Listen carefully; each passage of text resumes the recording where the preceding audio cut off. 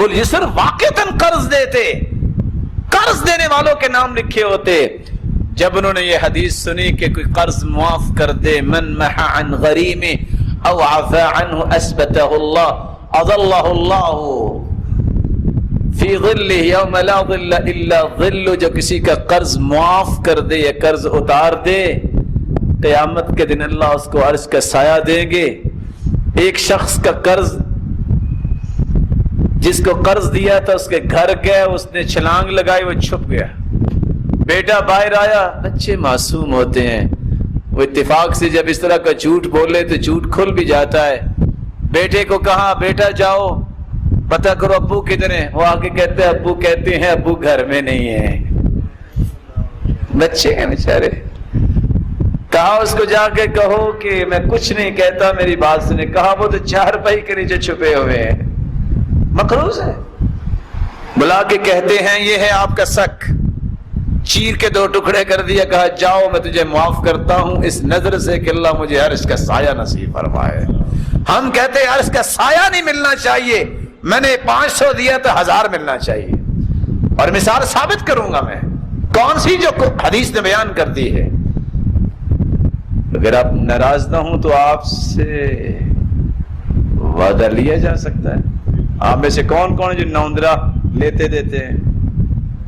اللہ کی رحمت ہے، آج تک نوندرا نہ دیا ہے نہ لیا ہے، یہ اس رب کی رحمت ہے۔ پتہ کیا ہوتا ہے جب شادی ہوتی ہے نا، وہ جی فلاں ملنا چاہتا ہے، اچھا آج اس کو رشتہ داری یاد آئی، پہلے تو نہیں تھا رشتہ دار، وہ جی فلاں سلام کرنا چاہتا ہے، چلو سلام کہہ دینا اس کو، آج کو خصوصی سلام ہے۔ بے شمار اس دن پھپھیاں بن رہی ہوتی ہیں، ماسیاں بن رہی ہوتی ہیں، یہ کس چیز کی ہیں؟ روپیے کی جو ہے نا وہ ویلیشن بڑھانے والی ماسیاں اور پھپھیاں اور چچا اور پتہ نہیں کیا کچھ۔ آؤ کسی نے سیکھنا ہے تو اہل حجاز کے لوگوں سے سیکھو۔ جو شادی نہیں کر رہا ہوتا اس کو پوچھتے ہیں بھائی تجھے مسئلہ کیا ہے؟ کہتا ہے بس اللہ تعالیٰ خیر فرمائیں گے تو کروں گا۔ کہا کون سی خیر؟ شادی کے لیے نیت کرو تیرا ولیمہ میں کروں گا۔ مزہ آیا نا؟ ولیمہ وہ کر رہا ہے، شادی دوسرے کی ہو رہی ہے۔ شادی سے پہلے کو 10 دن جاؤ، اس کی ضروریات جو ہے وہ چیزیں اس کو لے کے دے دو، یا کہو کہ اپنی پسند کی کوئی چیز لے لے، کوئی مزہ آئے نا۔ اس دن کا کیا معنی؟ تھال رکھا ہوا اور بیٹھا کون ہے؟ اتنا موٹا پینل لے کے بیٹھا ہوتا ہے پہلی سب میں نماز پڑھنے والا، وہ کہنا جی وہ آپ کو بلا رہا ہے، اس کو کہو میں ذرا مشغول ہوں پھر آؤں گا۔ مشغول کیا ہے؟ میں ذرا وہ کٹھی کر رہا ہوں۔ لا حول ولا قوت الا باللہ۔ اللہ مسلمانوں کو سیدھا راستہ نصیب فرمائے۔ میں ویسے اللہ تعالیٰ جنت الفردوس میں جگہ دے حضرت حافظ صاحب کو، وہ کہا کرتے تھے کہ میں نے ایک بوڑھے سے پوچھ لیا 70 سال، میں نے کہا کبھی عطیہ سناؤ، کہتے حافظ جی پردے پے نے دے پے ہی رہن دیو، اسی کدی پڑھی نہیں۔ میں بھی چاہتا ہوں کہ پردے پڑے ہیں تو پڑے رہیں کہ کون نیوندرا دیتا لیتا ہے، آئندہ سے تو وعدہ کر سکتے ہیں نہ نیوندرا نہ دیں گے نہ لیں گے۔ آواز تھوڑی آئی ہے، باقی میں لگتا ہے کافی سارے دے چکے ہیں، اب وہ دل کانپ رہا ہے کہ سارے چھوڑے کیسے۔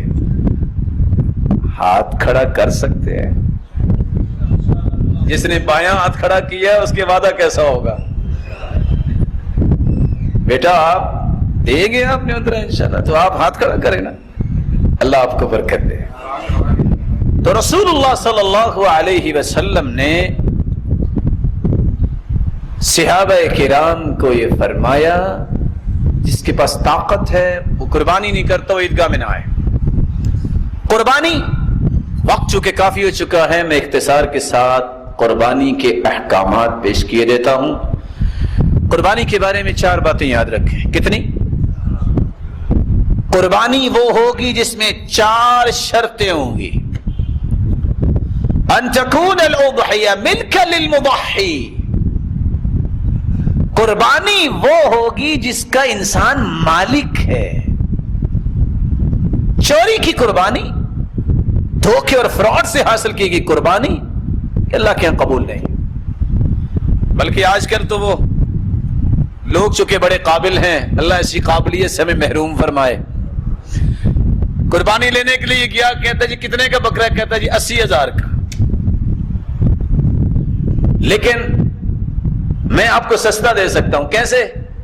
کہتا ہے وہ سامنے بندہ کھڑا ہے, میں بڑی مصیبت میں ہوں, میں تمہیں 15,000 کا بکرا دے سکتا ہوں, وہ گدھا اس کے پاس ہے, وہ خرید کے مجھے دے دو, میں تمہیں بکرا دے دیتا ہوں. اس نے کہا 15,000 اٹ مین کہ 65,000 بچ رہا ہے. وہ بھاگا, اس نے جا کے 15,000 روپیہ دی اور گدھا لے کے آ گیا. واپس آ کے دیکھو بکرے والا غائب ہے. ساری دنیا بکرے لے کے اپنے گھروں کو جا رہی ہے, وہ گدھا لے کے پھر رہا ہے. بیچو کہاں ہے اس کو؟ مسلمانوں کی حالت دیکھیے. وہ اتفاق سے وہ فیصل آباد میں درس تھا کہ دم کٹی جو جانور ہوتا ہے, دم کٹا, وہ جائز نہیں ہے. وہ کسی نے بیان کر دیا, وہ سوال لے کے آ گیا, جناب میں نے تو گائے خریدی تھی, بڑی خوبصورت گائے. گائے خریدنے والے نے کیا کیا کہ شہر کا ماحول ہے تو شہر میں آلودگی نہ پھیلے, اس نے اس کی دم پہ پائپ چڑھایا ہوا تھا کہ چلو آلودگی سے بچ جائے. کہتے کیا اچانک وہ گائے ڈری اور بھاگی, میں نے جلدی سے دم کو پکڑا اور پائپ میرے ہاتھ میں اور گائے غائب. بھئی وہ کیسے؟ کہتا جی کیا بتاؤں, وہ پائپ ہی تھا, نیچے کسی اور چیز کی دم کاٹ کے نیچے پائپ پہ لگائی ہوئی تھی. آپ اس میں مسکرا رہے ہیں, اللہ کی قسم ہمیں رونا چاہیے اس بے ایمانی پر, اس بددیانتی پر رونا چاہیے کہ مسلمانوں کی کیفیت یہاں تک پہنچ گئی ہے. عمر بن عبدالعزیز گھوڑے پہ بیٹھے پہاڑوں کی چوٹیوں پہ پہنچے, پرندے اڑ رہے تھے, تھوڑے سے جھکے اور پھر اڑ گئے, رونے لگ گئے. پوچھا کیا ہوا؟ کون سرو علی رؤوس الجبال, بلاؤ بیت المال سے دانے منگواؤ اور پہاڑوں کی چوٹیوں پہ بکھیر دو. عمر بن عبدالعزیز کی غیرت گوارا نہیں کرتی کہ پرندہ بھی یہاں سے اڑے اور بھوکا ہی اڑ کے گزر جائے, اس سرحد میں آئے تو کھا کے گزرے. آج پتہ نہیں ہمیں کیا ہو گیا ہے. کوشش ہماری یہ ہوتی ہے کوئی پنی لگی جائے, کوئی ہاتھ دکھائی جائیں. ان تکون الاضحیۃ ملکا للمضحی, قربانی وہ ہوتی ہے جس کا انسان مالک ہوتا ہے. دوسری بات, رسول اللہ صلی اللہ علیہ وسلم نے قربانی کے بارے میں فرمایا ان تکون الاضحیہ من الجنس المعین, ان جانوروں کی قربانی کی جائے جس کو شریعت نے متعین کیا ہے. وَلِكُلٍّ جَعَلْنَا مَنْسَكًا لِيَذْكُرُوا اسْمَ اللَّهِ عَلَى مَا رَزَقَهُم مِّن بَهِيمَةِ الْأَنْعَامِ, بہیمۃ الانعام سے قربانی کی جائے. امام نووی صحیح مسلم کے شرح لکھنے والے فرماتے ہیں الاجماع على انه لا يجوز في الاضحيه لا يجزئ في الاضحيه الا الابل والبقر والغنم. اجماع اس بات پہ ہے کہ قربانی یا اونٹ کی ہوگی یا گائے کی ہوگی یا بھیڑ بکری کی ہوگی. اور یہاں کتنے جو ہیں وہ چونکہ پڑھے لکھے ہوتے کہتے ہیں جی بھینس کی کیوں نہیں ہو سکتی, ساری زندگی ہوگی ہمیں کٹا شریف کرتے ہوئے, آپ نئے مولوی آ گئے ہیں. اچھا جی وہ کیوں کرنا ہے, کیوں نہیں کرنا؟ بھائی صحابہ اور سلف نے کیا ہی نہیں ہے. کہا گائے کی زکوٰۃ پہ بھینس کی زکوٰۃ کا قیاس تو کرتے ہیں.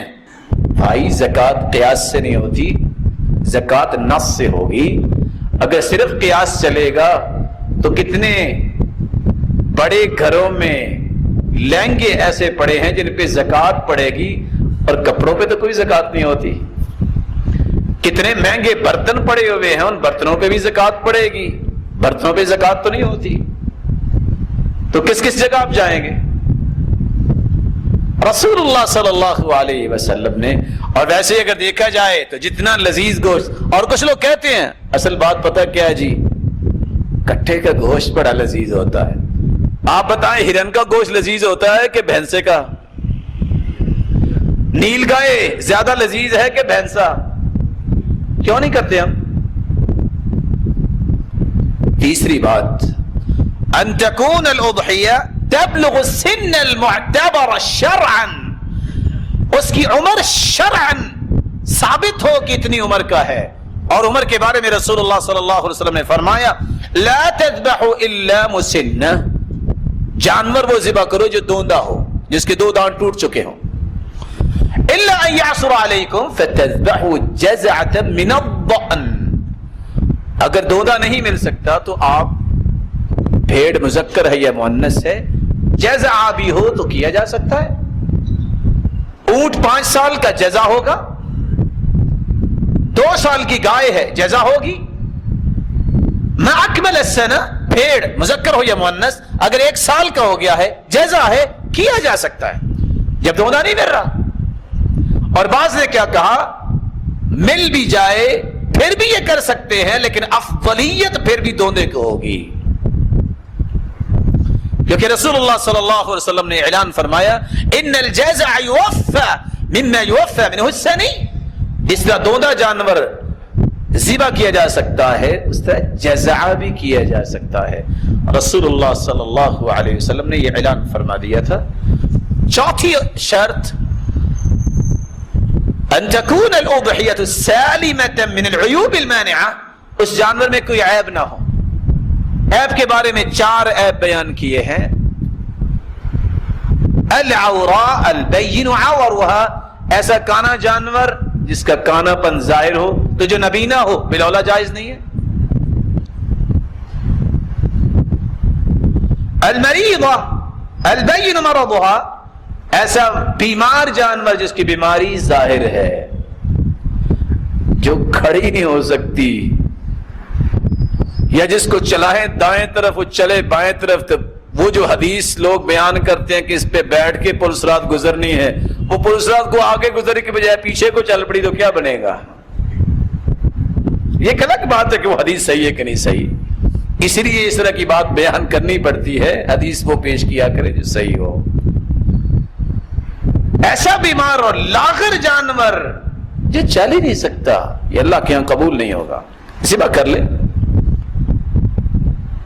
والعرجاء البین ضلعها، ایسا لنگڑا جانور جس کا لنگڑا پن واضح ہے. والکثیرہ التي لا تنقی، ایسا جانور جس کا دماغ ہی نہیں ہے، جس کو چلائیں دائیں اور چلے بائیں اس کو پتہ ہی نہیں ہے، ایسا جانور اللہ کے ہاں قبول نہیں ہوگا. رسول اللہ صلی اللہ علیہ وسلم نے صحابہ کرام کو یہ باتیں سمجھائی. ہمیں بھی ان 4 باتوں کو اچھی طرح سمجھنا چاہیے. قربانی اگر گائے کی ہے تو اس میں 7 حصے ہیں، اونٹ ہے تو اس میں 7 حصے ہیں. کوئی 1 قربانی کرنا چاہتا ہے پھر بھی جائز، 10 کرنا چاہتا ہے پھر بھی جائز، 100 کرنا چاہتا ہے پھر بھی جائز، جب نیت یہ ہو کہ رب کو راضی کرنا ہے. ابو ایوب انصاری کہتے ہیں صحابہ کرام 1 بکری کرتے پورے گھر کی طرف سے، اب لوگ بخیلی کا تانا دینے لگ گئے اس لیے زیادہ قربانیاں کرتے ہیں. اور ایک شخص کیا کہتا ہے 10 لاکھ کی گائے لایا ہوں. ارے تم 10 لاکھ کی، تم 20 گائے بھی لے سکتے تھے، تم نے 1 گائے پہ پیسہ کیوں خرچ کیا؟ فخر کے لیے. میں 5 لاکھ کا بکرا لے کے آیا ہوں، تم 5 لاکھ کے 10 بکرے بھی لے سکتے تھے. کیوں لیا ہے؟ پتا چلے سب سے مہنگا بکرا اس نے کیا. جانور خسی کیا ہوا بھی کیا جا سکتا ہے ذبح، اور جو خسی نہ کیا گیا ہو، دونوں قسم کی قربانی جائز. جانور ذبح مرد بھی کر سکتا ہے اور عورت بھی کر سکتی ہے. وقت تھوڑا ہے، تفصیلی دلائل پیش نہیں کیے جا سکتے. رسول اللہ صلی اللہ علیہ وسلم کے بارے میں صحیح بخاری کی روایت ہے، جب ایک عورت نے بکری کو ذبح کیا فامر باکلها، آپ نے فرمایا اس کو کھا لو. آج عورت ذبح کر دے کہتے ہیں حرام ہو گیا ہے. کہاں لکھا ہے؟ یہ عورت ہے نا. اچھا عورت ہاتھ لگا دے تو حرام ہو جائے گا. جیسے وہ بات بنی ہوئی نا کہ وہ اللہ تعالیٰ کے رسول کو پسند تھا یہ سبزی کدو، کہ اگر اس کی وہ بنی ہوتی نا، وہ کیا اس کو کہتے ہیں؟ نہیں یہ نہیں کہتے، اور بھی کیا کہتے ہیں اس کو؟ وہ بیل جس کے ساتھ لگتا ہے نا، اس کو کوئی ڈونڈی کہہ دیتا ہے، کوئی کچھ کہہ دیتا ہے. وہ اگر پہلے کاٹ دینا کہتے رام ہو گیا. اچھا اس کی حلت جو ہے اس کے ساتھ لٹکی ہوئی تھی، اب کٹ گیا تو رام ہو گیا. لا الہ الا اللہ. یہ کس نے کہا؟ نہیں جی بڑے بڑے لوگوں نے کہا ہے. وہ کون سے بڑے ہیں؟ کو مولوی بھی ان میں ہے؟ کوئی ضروری ہے کو مولوی بڑے ہوتے ہیں؟ بس ہمارے بڑوں نے کہا تھا کہ رام ہو گیا ہے۔ رسول اللہ صلی اللہ علیہ وسلم کے صحابی ابو موسیٰ اشعری رضی اللہ تعالی عنہ نے امر بناتہ ان یضحین بایدیہن، بیٹیوں کو حکم دیا جاؤ اپنے اپنے جانور خود ذبح کرو۔ کون ہے؟ ابو موسیٰ اشعری رضی اللہ تعالی عنہ۔ رسول اللہ صلی اللہ علیہ وسلم نے ذبح کرنے کا طریقہ بھی بیان کیا ہے اور ذبح کی ادا بھی بیان کی ہے۔ ایک بات ان دونوں باتوں سے پہلے سمجھنی چاہیے، اگر آپ عیدگاہ میں نماز پڑھنے گئے ہیں تو حدیث کے الفاظ ہیں آپ نماز سے پہلے بھی کوئی رکھتے نہیں پڑھتے تھے نہ نماز پڑھنے کے بعد۔ فَإِذَا رَجَعَ إِلَى بَيْتِهِ صَلَّى رَكَعَتَيْن، جب گھر واپس آتے تو 2 رکعتیں پڑھا کرتے تھے۔ آج کل یہ کام نہیں ہوتا۔ ہاں اگر آپ مسجد میں جائیں تو وہاں تو تحیۃ المسجد پڑھ سکتے ہیں، لیکن اگر میدان میں وہاں کوئی تحیۃ المسجد نہیں، کیونکہ وہ مسجد نہیں ہے، لیکن گھر آ کے 2 رکعتیں پڑھنی چاہیے۔ رسول اللہ صلی اللہ علیہ وسلم نے ذبح کا 2 طریقے بیان کیے ہیں، ذبح کرنا، نحر کرنا۔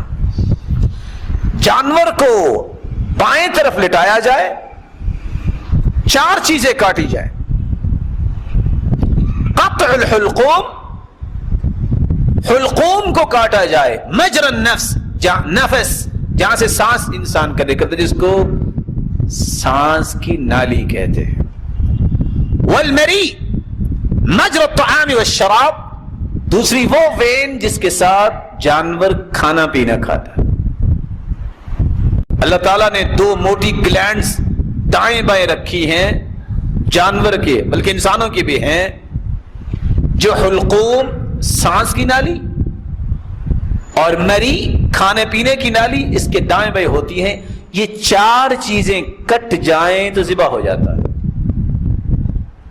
بسم اللہ واللہ اکبر یہ کہہ کے چھری چلائی جائے، لیکن ادب یہ ہے چھری نہیں کہ اس کو لٹا دیا، چھری رکھی ہوئی ہے تو اس وقت اپنے کپڑے سمیٹ رہا ہو، اس وقت کہہ رہا رسا لاؤ نا، نہیں، پہلے تیاری کرو۔ رسول اللہ صلی اللہ علیہ وسلم نے فرمایا وَأَن تُوَارَ عَنِ الْبَهَائِمِ، ایک جانور ذبح ہو رہا ہے تو باقی اس کے سامنے نہیں ہونے چاہیے۔ ایک جانور کو لٹایا ہوا ہے ایک شخص نے اور چھری تیز کر رہا ہے، آپ نے فرمایا هَلَّا أَحْدَثْتَ شَفْرَتَكَ قَبْلَ أَن تُزْجِعَهَا، جانور کو لٹانے سے پہلے تو نے چھری تیز کیوں نہیں کی، اب تیز کر رہے ہو۔ أَتُرِيدُ أَن تُمِيتَهَا مَوْتًا، تم اسے 2 موتیں دینا چاہتے ہو۔ اور عمر رضی اللہ تعالیٰ نے تو پھر دوسرے طریقے سے بھی سمجھاتے تھے۔ ایک آدمی چھری تیز کر رہا تھا، ساتھ اس کو لٹایا ہوا تو نے نکالا کوڑ اور ایک لگایا، فرمایا سوقا الی الموت سوقا جمیلا، اس کو موت دینی ہے تو ذرا اچھے طریقے سے دے دو۔ اس لیے اپنی تیاری کرو، چھری اچھی طرح تیز ہو، اور چھری پھیرنے کے بعد بسم اللہ اللہ اکبر کہہ کے جب خون نکل گیا ہے اس کا تو اس کو چھوڑ دو۔ ہوتا کیا ہے 6 بندے اوپر بیٹھے رہتے ہیں، ظلم ہے، اس کو چھوڑ دو تاکہ اس کی جان آسانی سے نکل جائے۔ رسول اللہ صلی اللہ علیہ وسلم نے فرمایا کہ جب تم قربانی کرتے ہو تو قربانی 10 ذی الحجہ کو 11، 12 اور 13 ذی الحجہ تک مغرب تک کر سکتے ہو، دن کو بھی اور رات کو بھی۔ شرط یہ ہے کہ رات اس لیے نہ کرو کہ کنڈی لگا کے کر لیں گے کوئی آئے نہ، یہ ناجائز ہے، وغیرہ رات کو بھی ہو سکتی ہے، دن کو بھی ہو سکتی ہے۔ اپنی طرف سے بھی قربانی آپ کر سکتے ہیں، گھر والوں کی طرف سے بھی کر سکتے ہیں، خود بھی چھری پھیر سکتے ہیں، کسی کی مدد بھی لے سکتے ہیں۔ رسول اللہ صلی اللہ علیہ وسلم نے 100 اونٹ قربان کیے، 63 اونٹوں کو خود نحر کیا، گائے مذکر مؤنث، بھیڑ بکری مذکر مؤنث، اس کو لٹا کے ذبح کرتے ہیں۔ اور اونٹ کا ذبح کرنے کا طریقہ کیا ہے؟ اس کو نحر کہتے ہیں۔ اونٹ کو کھڑا کرو، مذکر مؤنث ہو، اگلی بائیں ٹانگ کو باندھو اور اس کے سینے میں کوئی تیز دھار چیز لگاؤ، یہ اس کا نحر ہے۔ جب وہ گر جائے گا گوشت تو بنا نہیں ہوتا ہے۔ ایک شخص نے اونٹ کو بٹھایا ہوا اور ذبح کر رہا ہے، عبداللہ بن عمر رضی اللہ تعالیٰ عنہ نے کیا فرمایا؟ ابعثها قیاما مقیدہ سنت رسول اللہ صلی اللہ علیہ وسلم، اس کو کھڑا کرو اور اس کی بائیں ٹانگ باندھو، معقولۃ الید الیسرا، اس کی بائیں ٹانگ کو باندھو۔ 63 کو آپ نے خود نہر کیا، باقی علی رضی اللہ تعالیٰ عنہ سے کہا کہ آپ مکمل کر دیں۔ قربانی کے بعد اگلا مرحلہ، جہاں مسلمان قرآن و سنت کی روشنی جب صحیح نہیں ہوتی پھر تخبط کا شکار ہوتے ہیں، لیکن ذمہ داری ہے کہ رہنمائی دینی چاہیے۔ بینر لگا ہوتا ہے فلاں ہاسپٹل میں کھالیں پہنچائیں، ثواب دارین حاصل کریں۔ ادھر بینر لگا ہوگا فلاں مدرسے میں پہنچائیں، ثواب دارین حاصل ہوگا۔ ادھر لکھا ہوگا فلاں جگہ پہ بیٹیاں رو رہی ہیں، ان کو چپ کروانا ہے، ثواب دارین ملے گا، کھالیں ہمیں پہنچائیں۔ الا فلیتقوا اللہ، اللہ سے ڈر جائیں۔ دین پیش کرنے والے کو دین پیش کرنا چاہیے۔ صحیح مسلم کی روایت، رسول اللہ صلی اللہ علیہ وسلم نے حکم دیا، علی رضی اللہ تعالی عنہ، کتاب الحج باب فی الصدقہ بلحوم الہدی وجلودها وجلالها، 317 نمبر روایت، اور ابن ماجہ میں 3157 نمبر روایت، ان رسول اللہ صلی اللہ علیہ وسلم امرہ ان یقسم بدنہ کلہا لحومها وجلودها وجلالها للمساکین۔ آپ نے حکم دیا علی رضی اللہ تعالیٰ عنہ کو، جاؤ جانوروں کے گوشت کھالیں جھولیں، مسکینوں میں تقسیم کریں۔ مومن دیانتدار ہوتا ہے۔ اس کا یہ مطلب نہیں ہے کہ آپ کسی مدرسے میں دے نہیں سکتے، اس کا یہ مطلب نہیں ہے کہ واقعی کوئی بیٹی رو رہی ہے تو وہاں پہنچا نہیں سکتے۔ مطلب اس کا یہ ہے کہ پہلا حق مسکین کا ہے۔ خود تو آپ گاڑیوں پہ جائیں عید پڑھنے اور پڑوسی کے گھر میں پانی نہیں، اس کی جوان بچیاں ساتھ ساتھ گھروں میں جا کے پانی بھر کے لاتی ہیں، مسلمان کو غیرت نہیں آتی؟ پہلے اس کا حق ہے۔ رنگ برنگے لباس زیب تن کرنے والا شخص سوچتا نہیں ہے کہ جس کے پاس گرمی کے دن گرمی ساری نکل گئی، ایک پنکھا گھر میں نہیں ہے کہ ان کو ہوا مل جائے۔ ایک مسلمان مہنگے مہنگے کمبلوں میں رات گزارے اور بستروں میں، اور کتنے ایسے گھر ہیں اس کے نیبر میں جس کے پاس بستر نہیں ہے، اس کو غیرت نہیں آتی۔ صحیح مسلم کی روایت ہے، مسکینوں میں دے۔ مسلمان دیانتدار ہوتا ہے۔ آپ مساکین کو سب سے پہلے پہنچائے، جہاں اللہ تعالیٰ نے قرآن مجید میں یہ بیان کیا ہے، خذوہ فغلوا ثم الجحیم صلوا ثم فی سلسلۃ ذرعها 70 ذراعا فاسلکوا انه كان لا يؤمن بالله العظیم ولا يحض على طعام المسکین۔ ان کو زنجیروں میں جکڑ دو۔ گناہ کیا ہے؟ ان کا اللہ پہ ایمان نہیں تھا، اور یہ مسکینوں کے کھانے کے بارے میں لوگوں کو رغبت نہیں دیتے تھے۔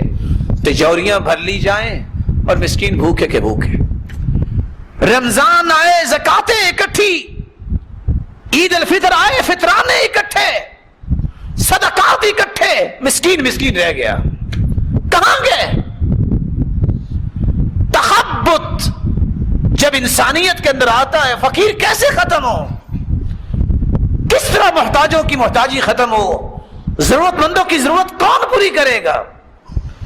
اس لیے صحیح بخاری کی روایت شاید کسی کی سمجھ میں آئے، تؤخذ من اغنیائہم وترد علی فقرائہم۔ حکم یہ ہے جس شہر کے امیروں سے زکات لی جائے پہلے وہاں کے غریبوں پہ خرچ کی جائے، دور لے جانے سے پہلے یہ کام کرو۔ اس لیے مساکین کا حق پہلے ہے۔ جب آپ نے ان کو پورا کر لیا ہے، آپ کسی مدرسے میں بھی دے سکتے ہیں، آپ کسی دوسری جگہ بھی نیکی کے کام میں دے سکتے ہیں، لیکن حدیث کی روشنی میں آپ کو ٹاپ پریورٹی پہ مساکین کا رکھنا چاہیے۔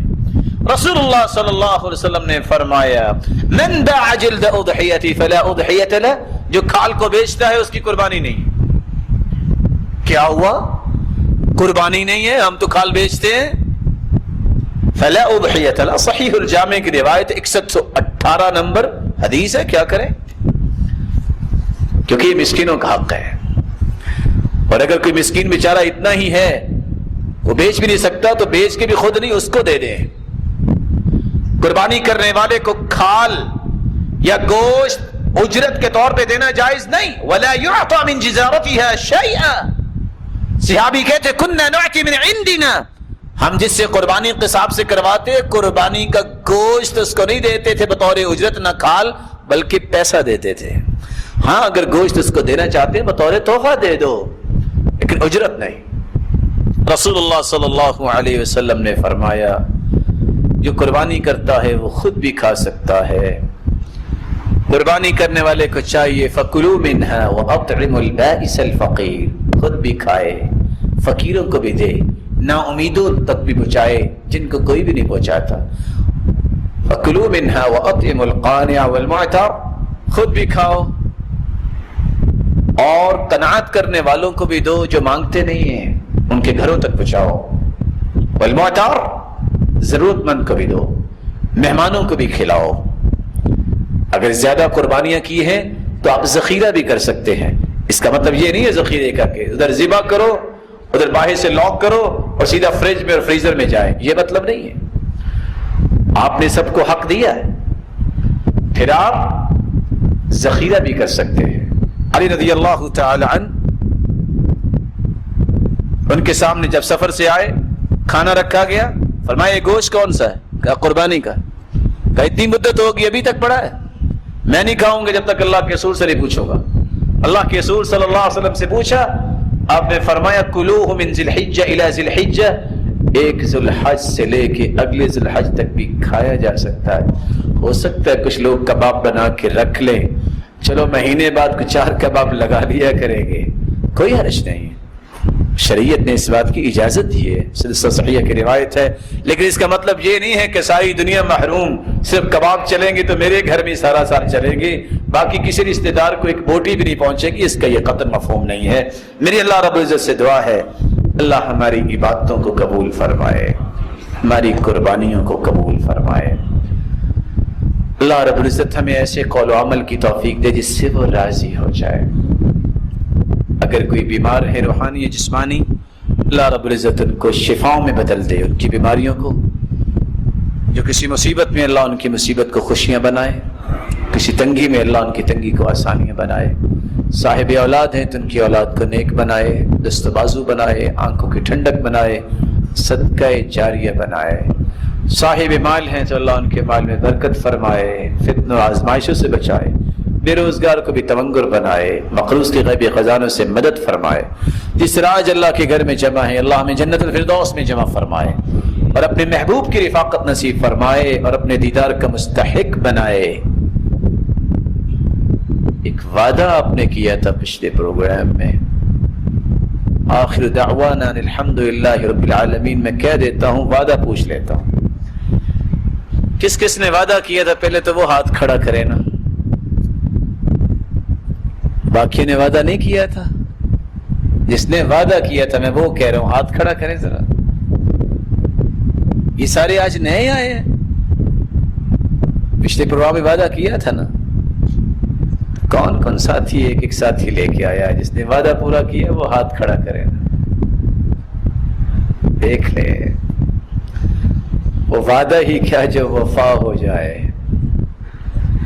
میرے معزز اور پیارے بھائیوں، لَأَن يَهْدِيَ اللَّهُ بِكَ رَجُلًا وَاحِدًا خَيْرٌ لَكَ مِنْ حُمُرِ النَّعَمِ.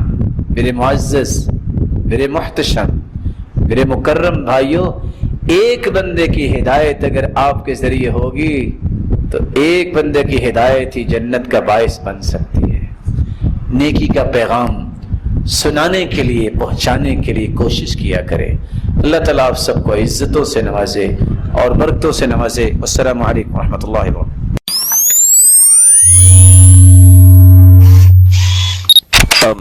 زبان سے نہیں، عمل سے.